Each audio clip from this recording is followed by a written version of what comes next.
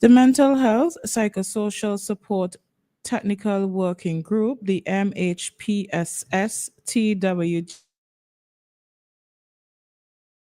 donation from the Build Back Equal project funded by Global Affairs Canada to assist with the rollout of the How You're Feeling project. The donation consisted of books, games, crayons, and puzzles. Representative from the Ministry of Health, Julie Douglas Russell, Senior Nursing Officer, commended the incredible yet grueling work first responders continue to provide to residents of the Grenadine Islands, noting that the healthcare workers remained at the duty stations while their own homes had been destroyed to care for those in need. Representative from the UN Women Multi-Country Office, Caribbean, Tony Brother, acknowledged the critical need for the project, commending the staff for their dedication, noting they too are individually impacted. She commented, "We are working with our partners to continue this type of investment. This work needs to be happening in good times and bad. We are responding to a hurricane now, but there are other moments of crisis in people's lives every day that they are struggling through."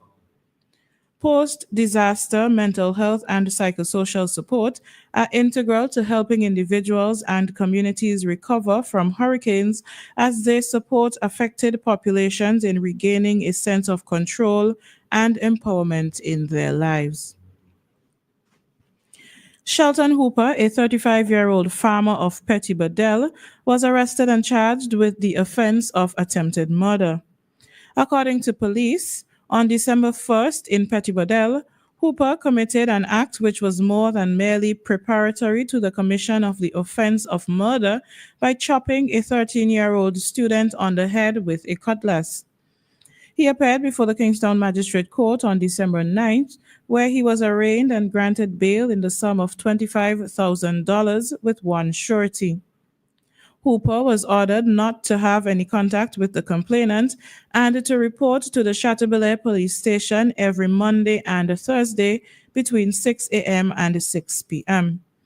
Stop notices were placed at all ports of entry, and he was instructed to surrender all travel documents.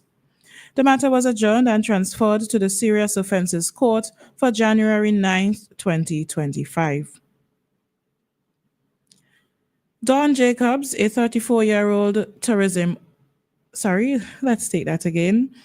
Devon Jacobs, a 34-year-old tourism officer, was arrested and charged with the offense of indecent assault. Police say reports indicate that on December 6th, the accused indecently assaulted a 41-year-old store clerk of Byra by rubbing her buttock with his hand. Jacobs appeared before the Kingston Magistrate Court on December 9th, 2024. He was sent to the Mental Health Center for 2 weeks evaluation, and the matter was adjourned and transferred to the Family Court for January 7th, 2025. In news of the region, an autopsy conducted on the body of 47-year-old Sherry-Ann Rowett, a Trinidadian mother of two, has revealed that she died from blunt force trauma. Rowett's semi-decomposing body was found hanging from a tree in Cali Bay on Monday. Police said her body showed signs of violence, including injuries to her forehead, eye, under her left arm, nose bridge, and both hands and feet. The killer attempted to stage her death as a suicide, hoping to avoid suspicion. However, an autopsy done at the Forensic Science Center yesterday revealed she was beaten to death before being hung from a tree. Rowett had been facing a strained relationship in recent months. Police said they grew suspicious after learning that no missing persons report had been filed for the mother of two and revealed that homicide investigators are now searching for a Spanish-speaking man with whom the victim had a close relationship.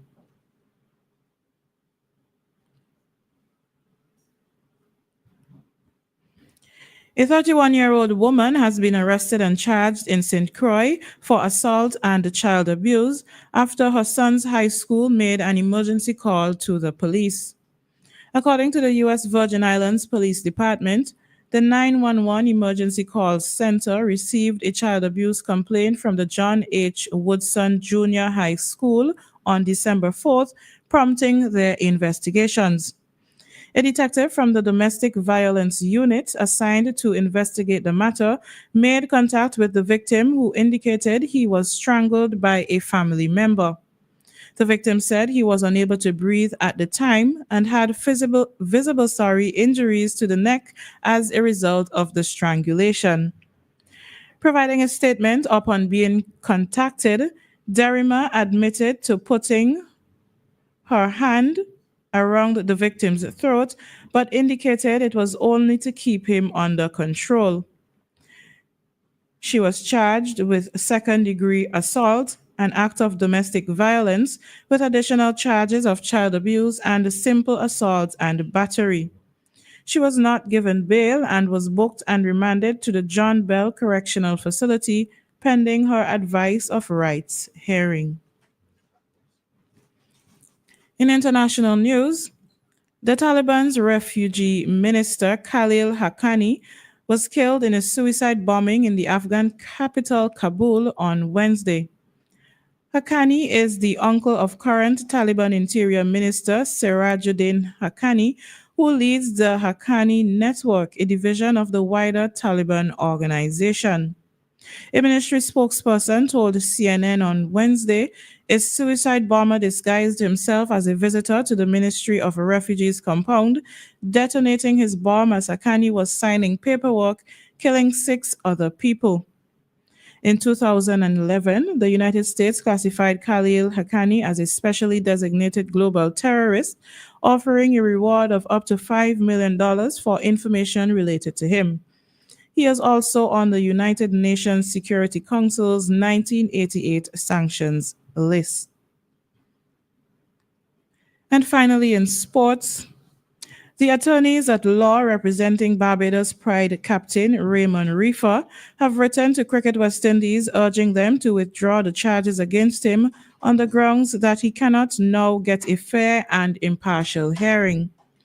Reefer, along with the captain of the Jamaica Scorpions, John Campbell, were handed level 3 charges for their roles in last month's CG United Super 50 final that was forfeited after they failed to be present for the toss. In a recent statement released by Cricket West Indies, it announced that Campbell had been given a reduced 4-match suspension after accepting the charges, while Reefer had not yet responded to the charges at that time. In a letter dated December 6th, addressed to Cricket West Indies Acting Chief Executive Officer, Attorney Philip Nichols, who is acting on behalf of Reefer and the Barbados Cricket Association, raised serious concerns regarding the manner in which Reefer had been treated by CWI. He said in doing so, Nichols argued that Nichols argued that Cricket West Indies denied Reefer the opportunity to consult with the Barbados Cricket Association or seek legal advice prior to a response within the time demanded, after they gave him 12 hours to respond to a charge that was laid on November 24th around 11 a.m.